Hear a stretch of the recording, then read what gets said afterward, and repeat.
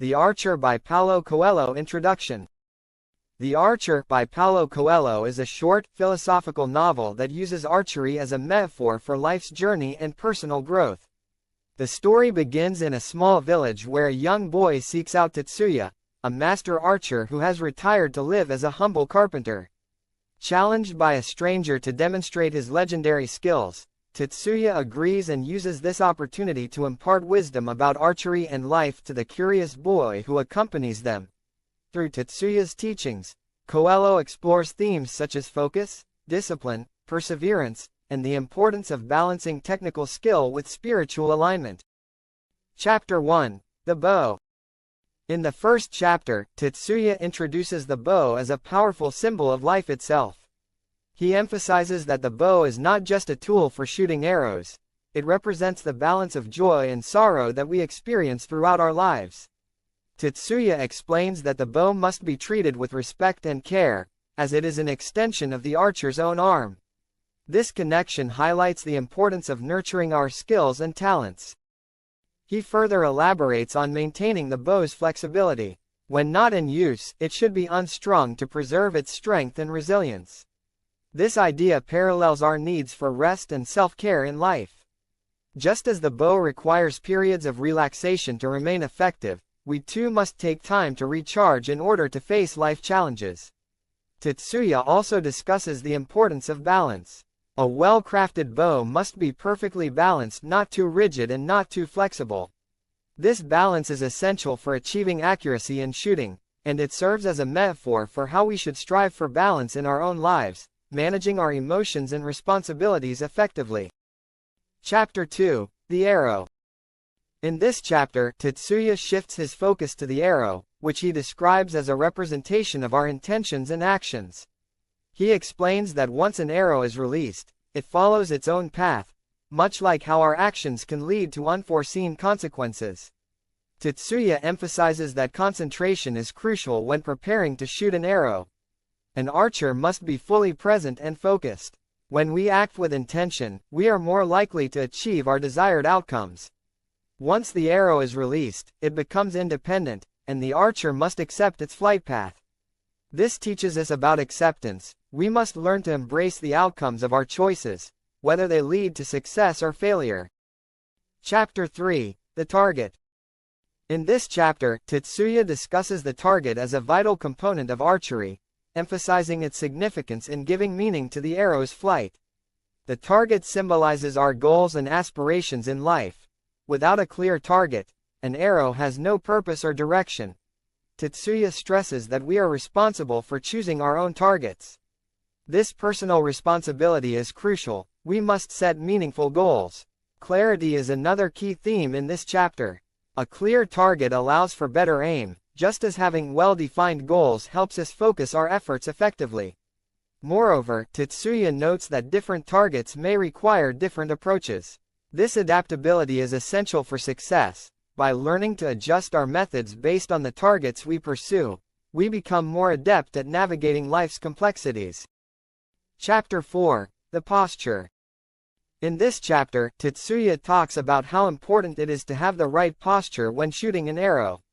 He explains that the way an archer stands is crucial for making a good shot. The archer's balanced position helps him stay steady and flexible. Tetsuya compares this to how we handle challenges in life. Just like a strong stance helps an archer aim better, having a balanced approach in our lives allows us to face difficulties more effectively. Chapter 5. How to hold the arrow.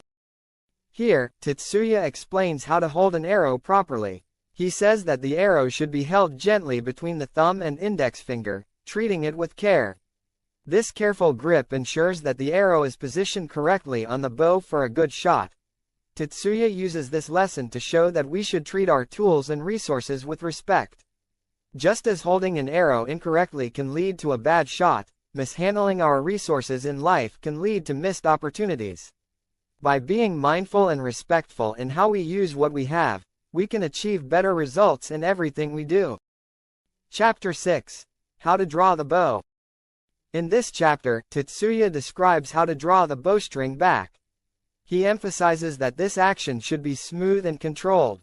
The archer needs to breathe deeply and focus entirely on drawing the bow. This moment of concentration connects the archer to the bow and their surroundings.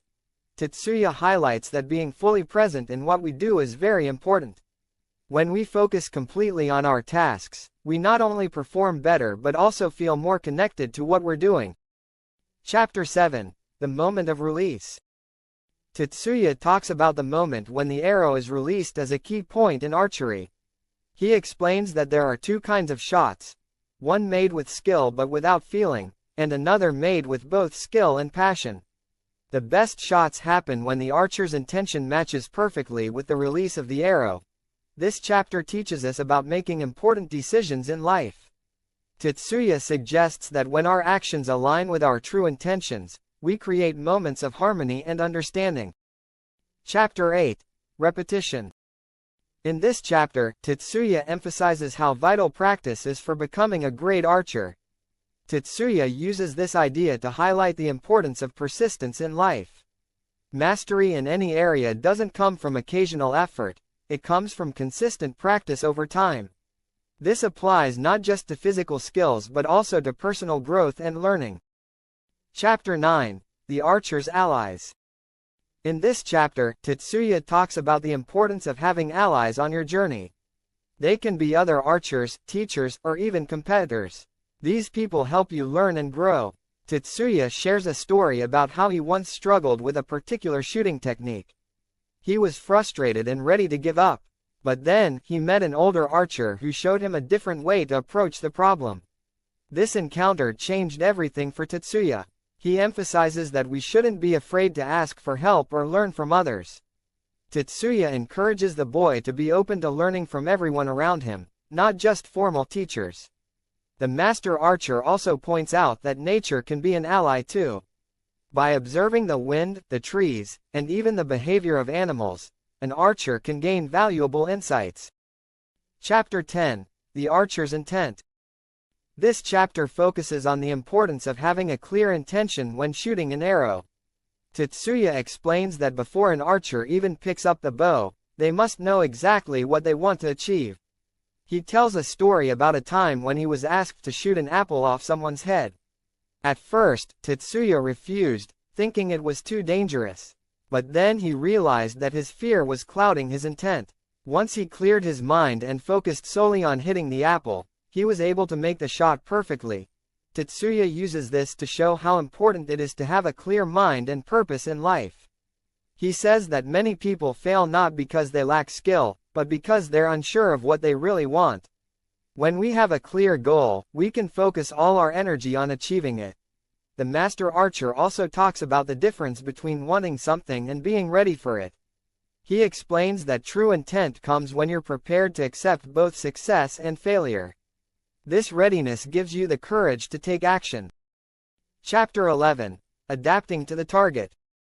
In this chapter, Tetsuya discusses the need to be flexible and adapt to different situations.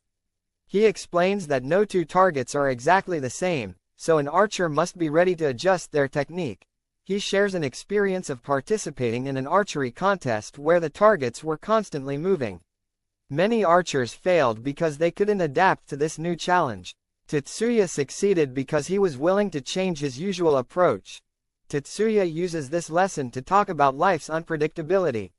He says that we often face unexpected challenges, and our ability to adapt is crucial for success. The master archer also points out that adapting doesn't mean changing who you are. Instead, it's about using your skills in new ways to meet different challenges. He compares it to water, which can take the shape of any container without losing its essence. Chapter 12. The Archer's Intuition. This chapter is all about developing and trusting your instincts. Tetsuya explains that after years of practice, an archer develops a kind of sixth sense about shooting. This intuition helps them make split-second decisions that can mean the difference between hitting or missing the target. He tells a story about a time when he was in a forest and sensed danger. Without thinking, he drew his bow and shot an arrow into a bush. It turned out there was a poisonous snake hiding there, and his intuitive action saved his life. Tetsuya uses this to show how intuition can guide us in life. He explains that our subconscious mind often picks up on things our conscious mind misses. By learning to trust these gut feelings, we can make better decisions and avoid potential dangers. Chapter 13. The Universal Laws. In this final chapter, Tetsuya brings together all the lessons he's shared. The principles he's taught: respect, intention, practice, adaptability, and intuition apply to everything we do. Whether you're an archer, a farmer, a teacher, or anything else, following these principles can lead to mastery and fulfillment. The master archer also talks about the importance of passing on knowledge. He tells the boy that one day, it will be his turn to teach others. He should do so with humility and respect, remembering that he too was once a beginner. As the chapter ends, Tetsuya hands his bow to the boy, symbolically passing on the responsibility of carrying forward these teachings. The boy feels the weight of the bow and realizes that his own journey is just beginning. Conclusion. As the archer concludes, Tetsuya encourages the boy to view every experience as an opportunity for growth and to approach life with focus, intention, and respect. By allowing the boy to hold his bow, Tetsuya symbolizes the passing of wisdom from one generation to the next. Ultimately, Coelho inspires us to pursue our goals with passion and purpose.